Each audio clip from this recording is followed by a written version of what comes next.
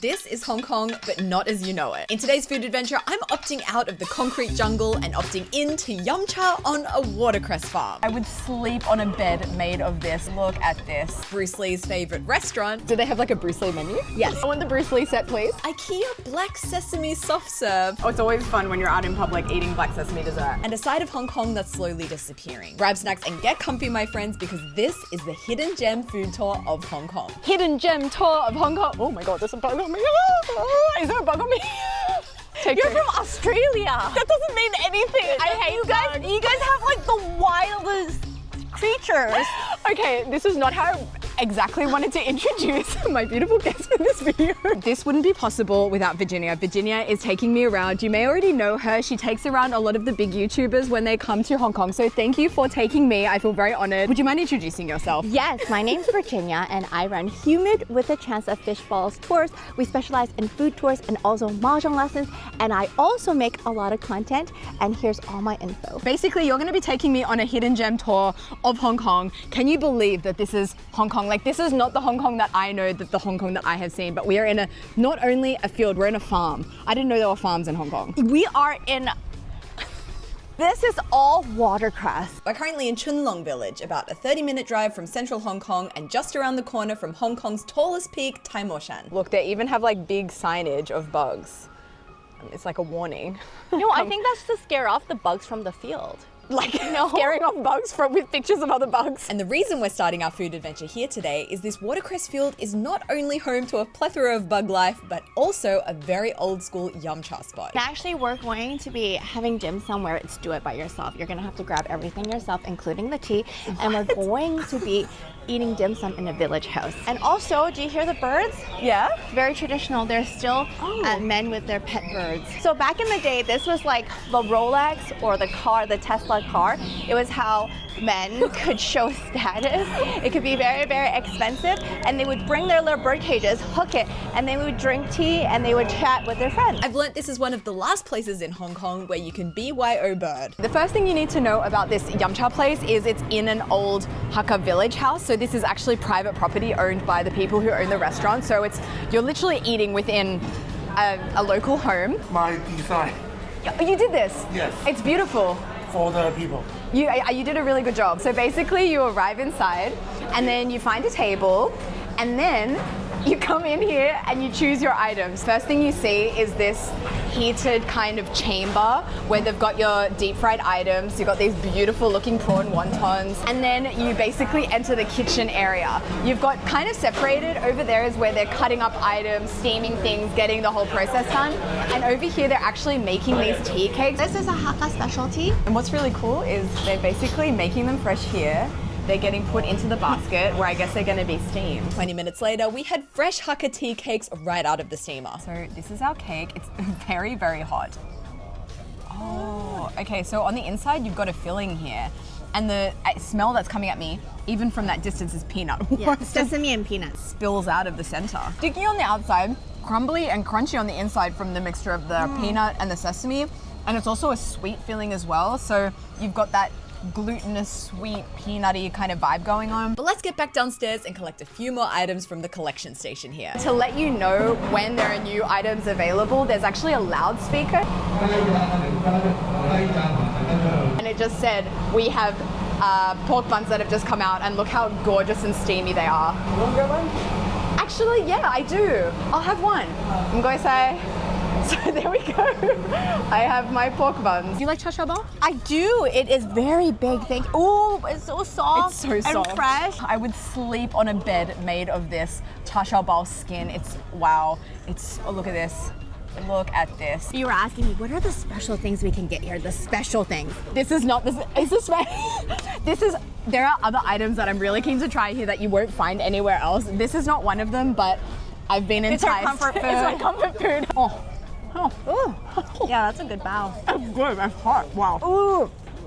tangerine rind. Oh yeah, it does have a slight citrusy note to it. Okay, well let's go get some other items. And as much as I want to move on from the char siu bao topic, what in the char siu bao is this giant here? This is called a big bun. It's basically whatever they have left in their kitchen and they don't know what to do with it, and then they just wrap it into a bun. That's how they clean their fridge. Looks like there's even an entire quail egg in there too. Speaking of quail egg, apparently this here is one of their OG items. Pig liver siomai with a quail egg on top. We also grabbed chicken feet, my favorite, Malay cake. They've even got a self-serve tofu pudding station that you can add as much or as little sugar as you'd like, and these crispy wontons that have been calling my name since the moment we arrived. But we're not ready to dig in just yet. This place is DIY right down to collecting and cleaning your own utensils and tableware and preparing your own tea too. Tea, because it's called yamcha. Yam means drink tea. Tea is the most important. So do you know all the legends and all the stories and all the etiquette?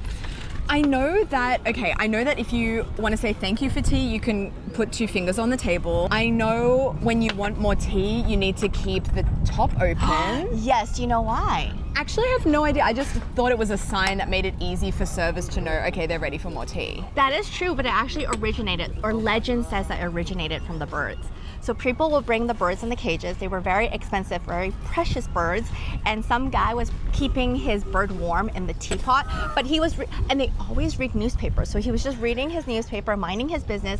Then the wait staff would come over and it's boiling hot water. They open it and they poured hot water into the teapot and essentially boiled the bird alive. And then they say that ever since then, you must have it opened to ensure there's no bird inside before they could pour the hot water. That is so cool. I have eaten yamcha for so many years. My whole life, I've always done that, but I never knew that was the reason why. Well, since we found ourselves on the topic of cooked birds, how about we try these quail egg siomai with pork liver? So this is a really traditional dim sum. It's too labor intensive, so not a lot of restaurants do it. But back in the day, innards were considered a waste product, so they were sold really cheaply. Then people being scrappy were like, what else can I do with this? So pig liver, siomai. The quail eggs are so juicy. It's definitely more intense than siomai I've had before. It's really rich and savory, with a slight metallicness from the liver, but balanced out quite nicely by the softness and creaminess of the quail egg. But now let's try the other item I've been most excited to try, the prawn wonton. And I have never seen a prawn fried wonton that looks like this. It's so beautiful. Oh, it's also very crispy. And like all good yamcha fried items, we've got that tangy, iconic sweet and sour sauce to pair with it. Wow. Oh. If that's not the crispiest wonton I've ever had in my life, but I haven't gotten to the prawn yet. And yay, seems like I've finally uncovered the prawn. When we just arrived, this was the thing that was over the speaker. This is freshly fried. It's so freaking crispy, as you can hear, to the point where it's like a little bit ridiculous. I think they can hear my crunch from the other side of the village here. But then you get to the inside and this prawn is so tender and so moist, and this sauce just goes perfectly with it. I love it because it's a classic that I've grown up eating, but in a slightly kind of different context. And it also feels very light. It's not overly oily either and greasy. And she saved some for later. Here. Next, I'm keen to go in for this because I don't know if it's a good thing that I do or not, but I tend to judge a restaurant by the quality of its chicken feet. Oh, wow. I've become somewhat of a chicken foot aficionado. But you know I'm going to judge you on how well you're going to eat your chicken feet, yeah. Oh, is there a technique? Well, how clean are your bones? Not so clean. Oh. First impression, flavors there. Rich, umami, deep flavor, good collageniness. And the meat falls off the bones nicely. I give that very high marks. So we've got our 2 sweets left. Why not start with our tofu pudding? Oh, it's very soft and wow, that I'm gonna pull this over here. Okay. Check out how jiggly and how soft and non-grainy that looks. Wow, that's like drinkable tofu. I could drink that bowl. And also that tofu flavor really comes out. And I love the flavor of the sugar. It's not just pure sugar, it's got like a more of a caramelly richness to it as well. Put more sugar than you think you need is what I always say. I could almost do with more sugar. We always have this during the hiking routes and also when you bike, and then you'll see it, we'll always stop for tofu pudding. What a perfect snack. Yeah, it and is. Full of protein. You mentioned that this is just like a place that they go for a hike and they stop here for a lunch. Yeah, it's Chai Mo Shan. It's 957 meters above sea level. They either start the hike with the dim sum or end with the dim sum. I can't think of anything better. Actually, I can. Getting stuck into our Malay cake here. I have to say it smells very, very nice. Is there a correct way to go about this? Yeah, so locals think that the skin is the nicest part, so we should cut it vertically this way. That works too. Okay, now that I've got it in my hand and this is my half. Oh, it's sturdy. Now I can really show you what this thing can do. Okay, this is the squish factor. I'm not putting a whole lot of They're pressure. sturdy. There's like fluffier versions. This one's more of a sturdy one. I like a moist, dense cake. You've separated the skin from the body. Is that a personal thing or is that how it's done? I only eat the muffin top of a muffin. Really? Yeah. Talk about waste. No, then my friend can eat. You can eat the I'll muffin. eat it for you. I'll eat it for you. Okay, well, I'm gonna eat the whole thing. So enjoy your muffin top. That's very moist. You're missing out on a great part of the experience with that. Here, have this then. I'll make a. Oh, it's so good. I like my top. You go, girl. Just a friendly reminder, if you're vegetarian, they put lard in this. 100%. That's why it's so good. That's why it's moist. I can taste the lard. I love lard. But we're actually missing the must-eat here. We haven't had it already. No. Do you want to go take a look? Yes. We're here for this. Oh, you better catch her before she throws it in. She's really fast. Oh, is this the watercress this from is the the field? watercress. So it's fresh right from the field out front. They basically just boil it until it's soft, then you can add whatever sauces you like on top. We're gonna do a little bit of soy sauce. As well as a generous drizzle of furu, fermented bean curd. If you've never had furu before, it adds this savory punch, a slight funk, a fermented edge, and almost a creaminess. For that reason, a lot of people actually refer to furu as Chinese cheese. So this is watercress. Normally it would be in a soup. We don't actually eat it like this. If you see fermented bean curd, the vegetable of choice usually would be morning glory. Okay, so why have they just used watercress because we're literally in a watercress field? The watercress is so young that when you eat it, it's gonna be so fragrant. I don't know if I've actually ever tried this. Usually when you've got like a leafy green like that, you kind of think it'll be maybe a little bit tasteless or something, but that has like almost a florally, like it almost feels like I'm eating a scented candle in the best possible way. Like I've got like a really complex, sweet yet floral kind of vibe happening at the back of my throat that's really, really hard to describe. It's a more strong vegetable. It's very like flavor forward. It's kind of like a kale or like a cilantro. Maybe you can taste the labor of the lady. Yeah, we saw her working in the field. She's literally just selling bags of watercress in the field. How cool. This side of Hong Kong I just did not know existed. This is amazing. To get to our next stop, we're taking not one, but two iconic Hong Kong methods of transport. First, the light bus, and secondly, a taxi. We're completing the rest of our journey in one of the iconic Hong Kong taxi cabs. And I think Hong Kong's the only city that I know of that has such an old school looking taxi. Do you know why Hong Kong they still have these very old school vehicles as taxis? They standardized everything in 1974. This is the Crown Comfort. Oh, that's the model name. Yes. I was curious what happens when these taxis need replacing. Like, are they even still being made? So we actually asked our driver. 我想問下咧，你個的士咧，如果要新嘅的士咧，係咪都係咁個樣㗎？唔係，好新嘅六座位嗰啲大，好大架嘅。呢隻車冇㗎啦，係睇運能啊，佢係兩用㗎。Oh, the hybrid one. They're gonna change the EV hybrid one, the boxy one. For me, these taxis are such a big part of Hong Kong's identity, and imagining the city without them kind of feels a bit sad, I have to say. Where are we? But we are going to visit Long Hua Hotel for Pigeon, also supposedly Bruce Lee's favorite restaurant in Hong Kong. And if you didn't know that fact, you'd probably know pretty quickly after arriving because there's Bruce Lee memorabilia everywhere. They're very proud of Bruce Lee practicing his martial arts for the movies. You see on top of the lettering? Yeah. That's where Bruce Lee practices martial arts. There are also some Bruce Lee favorites that are on the menu. Do they have like a Bruce Lee menu? Yes. I want the Bruce Lee set, please. I used to practice Wing Chun, so You did? I met in a big part because of Bruce Lee. Bruce Lee, Ip Man, all that era of Hong Kong. Do you want to go up and practice the... They didn't let us. I already asked. Time for your big movie. That was my dream. Did you not know that? I dreamed of being a kung fu stunt woman. So No way. Yeah. Do you have the jumpsuit? No, not the. Actually, there was one shoot that I did with nunchucks? Wolverine claws. I was like jumping off buildings, and I studied. You jumped off buildings? I studied for like 2 years at a martial arts stunt woman academy, and then I just decided actually it's too dangerous, too risky, so I decided on food vlogging instead. But for a good portion, like 3 years, I was inspired by Ip Man and Bruce Lee. I wanted to do kung fu films. Bruce Lee, Amy Lee?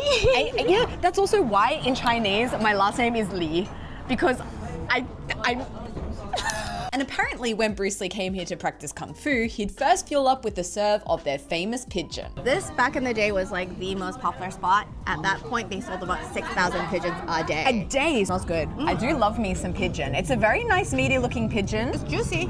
Very juicy. I think the great thing about pigeon is it can be super, super juicy. I've had some versions. where you bite into it and then the juices just Flow. drip out. It's very nice. A crispy skin, juicy, tender meat. Not gamey, quite flavorful. Yeah, and I've noticed that they have some sugar here. Is that sugar? No, it's salt and pepper. And then this one is Worcester. It just gives it a little bit of acid, some brightness. And it's a match made in heaven for our pigeon here. I've never paired duck, pigeon, or anything like this with Worcestershire sauce before, but I think I will keep doing it because that's delicious. Okay, time to burn off some of this food. A short walk down the road from this restaurant is the 10,000 Buddhas Monastery. There are 10,000 Buddhas? 13,000 to be exact. Wow, and are they all different or is it basically the same one repeated? No, they're all in different poses. And boy, are there a lot of them. Oh my gosh, you can see it's snaking all the way up there. That's incredible. It's like a 10-minute hike. Are you ready? I am ready.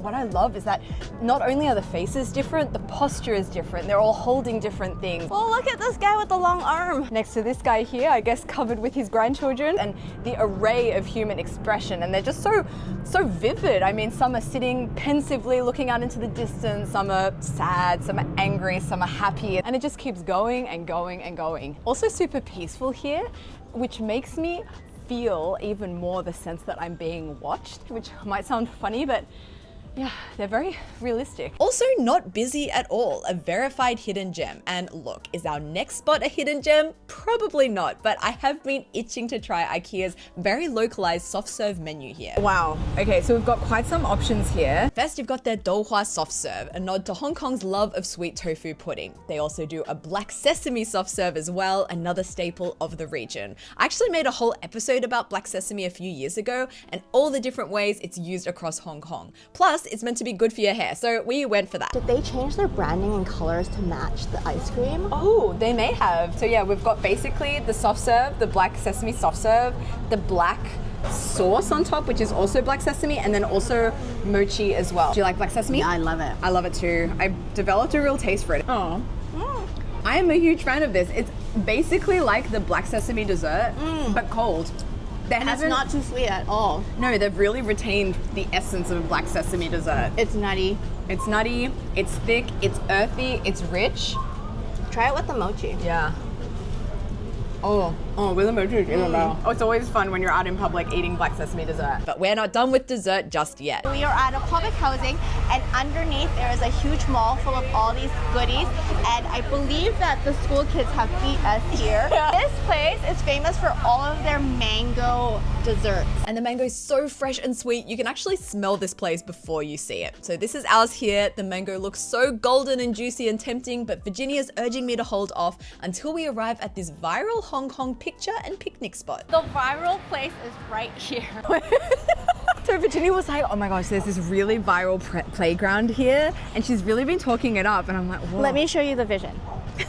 It's like, it's just a few arches here. So what people do is they will sit on this thing. Okay. And then they will take a photo here with the estate in the background, and it looks very, very majestic and very cool. Oh, I do see it. There's got quite a symmetry to it. Very Wes Anderson. This is where we're gonna eat our mango dessert. I love this backdrop actually. This is The viral backdrop. That's really cool. So I don't actually know what it is we've ordered, but I can only assume it's some variety of mango sago pudding with coconut milk. And there was vanilla shake as well. What I'm really excited for is that mango, which looks so juicy and sweet, and it's like creamy mango, sweet, tangy. It's like the perfect mango. The mango is the hero of this. But also the sago balls are a little bit chewy. As you dig into this side as well, it's got some kind of vanilla ice cream or some kind of like vanilla slushy. So that also adds like this really creamy sweetness. So it's giving coconut, mango, sago, vanilla. Would absolutely 10 out of 10 recommend. I mean, cold mango on a hot summer's day, what is better? Our next activity I am super excited about. This is really, really special. So because Virginia is really well connected here in Hong Kong, she knows everyone. I remember when we were talking and planning this trip, I mentioned to you that there was a book that I saw in a bookstore here in Hong Kong last time that is basically capturing the disappearing crafts of Hong Kong. And I felt really drawn to it. And she says, I know the author of that book. So without further ado, meet Lindsay Vati, author of Sunset Survivors. Mainly, like growing up in Hong Kong as a Westerner, my parents really wanted me to understand Hong Kong culture as much as possible and try to integrate, because it's very easy to live in Hong Kong, especially as an expat or a foreigner, and not not integrate. So we went to like wet markets, Dai Pai Dong, we went to all sorts of places to really try to understand Hong Kong people and not be afraid of that side of Hong Kong. I think as I grew up, a lot of the market stalls that we would go to, they started disappearing. And then I've always just liked talking to strangers, so I started just asking them what's going on, what was happening, what were the difficulties. And then I just realized that there was like such a story there, and I just wanted to share their stories with other people. So was there one craft that you found particularly interesting or very niche? Yeah, I would say that the letter writers were one of those. In the past, like even in 50s, 60s Hong Kong had quite a low literacy rate, so it's only 60% before compulsory education and everything. So a lot of people couldn't read and write, so you would go and find a letter writer, and they were seen as like super smart, super prestigious job. But they've done all sorts of things, even like love letters from British sailors that fell in love with local prostitutes and all sorts of things like that. But of course, as soon as compulsory education came along, they basically became entirely redundant. Wow. And now with Google Translate, because they also help people translate things, they just became more and more out of use, and people don't really need them anymore. But there are still two that remain today. They still use typewriters. So that's him, like in the corner of the Jade Market in Yamcha, just like typing on a typewriter. Wow. Actually, when I met him, he was typing a letter, and I looked at it, and it was written in French, and I randomly speak French, so I tried to ask him a question in French, and he replied in French. He can speak French. He can speak 5 languages. These people have like an infinite number of like fascinating stories, and for me, like to try to condense it into just such a small amount of words was really difficult. Are most of them disappearing at a very alarming rate, or is it kind of a gradual process? Like, what's the status on a lot of these traditional crafts? I mean, I wrote the book. It was published in 2018. And there's 30 craftsmen and women in there. I'd say there's only about 14 or 15 remaining. Oh my gosh. But all of the crafts and men and women that I interviewed, they are on licenses which are not being renewed and can no longer be passed down. So it literally is the last, Dai Pai Dong that we'll see in Hong Kong, is the last bird cage makers, because basically, normally these jobs are passed down from generation to generation. But this generation have been to school, been to university. They have no intention of taking over these small crafts and actually spending like the 10 years that it might take to learn the craft, right? So sadly, this is really the last sort of wave of these old traditional crafts that we will have and see in Hong Kong in the flesh. Well, we're kind of gonna be doing exactly that. So we're about to go in this building and meet with a mahjong carver. This will be my first time seeing it. For me, mahjong, I've only ever seen the tiles made with machinery. Yeah. What's something that you found interesting about mahjong carving when you were making your book? I think it's the process is what looks so simple for them is so intricate from an outsider's point of view. Like every tool is so specifically designed for this craft. The way they sit is specifically designed for the craft. Like the whole posture and demeanor is just like so dedicated to one thing. And you can really see it because every single stroke is so precise. And what really strikes me is how similar the tiles look. Like he doesn't have a stencil on that. He's doing it completely by hand, yet they all look the same. That's what makes it different to the machine cutout ones, right? It's like even though they all look the same, they are carved with like the dedication and understanding of one person. So there are tiny little differences in them, which is so much more beautiful than just a cookie cutter version of a set. This is cool. I'm actually gonna get a try. Where I very quickly learned this is nowhere near as easy and effortless as the master makes it look. I'm using very jagged strokes, but the master, he does it so smooth. He makes the tile look like butter. But it really is not. This is hard material. And to add insult to injury, the tile I'm carving is an ultra soft wax block designed for beginners. The tile he carves into is made of hard, unforgiving acrylic. I mean, it's one thing hearing about mastery, but seeing it in person, it was just a mind-blowing experience. Of all the interviews I did, people were never sad that their shop would close or that they would retire or pass away. It was just that the craft that had been passed down from generation to generation would be lost forever. And I think that's the saddest thing for me. But actually, of everyone that I interviewed, I'd say like 90% were incredibly happy that their children did not have to do that craft, because they were only given that one option, right? Like if you were the child of a bamboo steamer maker, that's your job. That's your job, that's what you're gonna do. Whereas there was something, they were so incredibly proud that their children had an education and had a choice, right?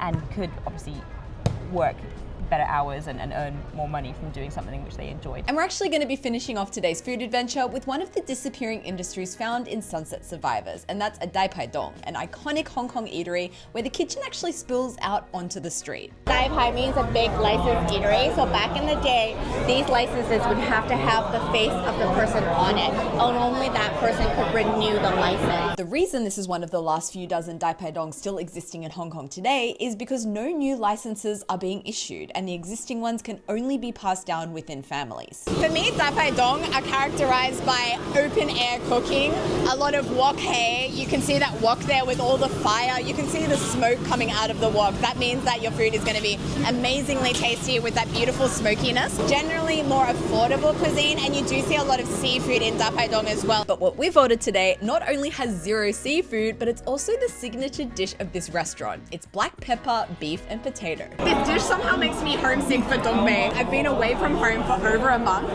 and seeing potato and meat, it's suddenly making me think of home sweet home in Dong Bei. Also a disclaimer, there are way more things that you can order at a Dai Pai Dong, but we are very, very full after a day of eating. Oh my god. For a massive chunk of meat, that's incredibly tender. It's a little bit sweet, a bit salty, a bit peppery.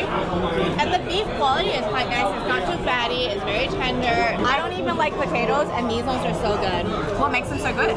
They boil them before they put them into the wok. Because Dai Pai Dongs are all about quick, affordable food, they prep as much as they can in advance, pre-boiling potatoes, blanching veggies, and even pre-mixing their sauces. I feel like the theme of today has been mastery. It's also another kind of mastery, being able to like create such delicious flavors and combinations in such a short period of time. I mean, even seeing him preparing the sauce combinations, Muscle memory. so quick. That's going to bring us to the end of today's food adventure. I couldn't have done it without you. I could do a year of research and not be able to find the places that you took me today. I hope that you've enjoyed watching it as much as I've enjoyed filming it. So big thank you. Don't forget to follow Virginia on all of her socials. We've got one more Hong Kong Hidden Gem episode coming next week, also with Virginia. So there's also some really interesting things coming up there. So don't forget to check that out. But yeah, until then, goodbye from Hong Kong. Goodbye.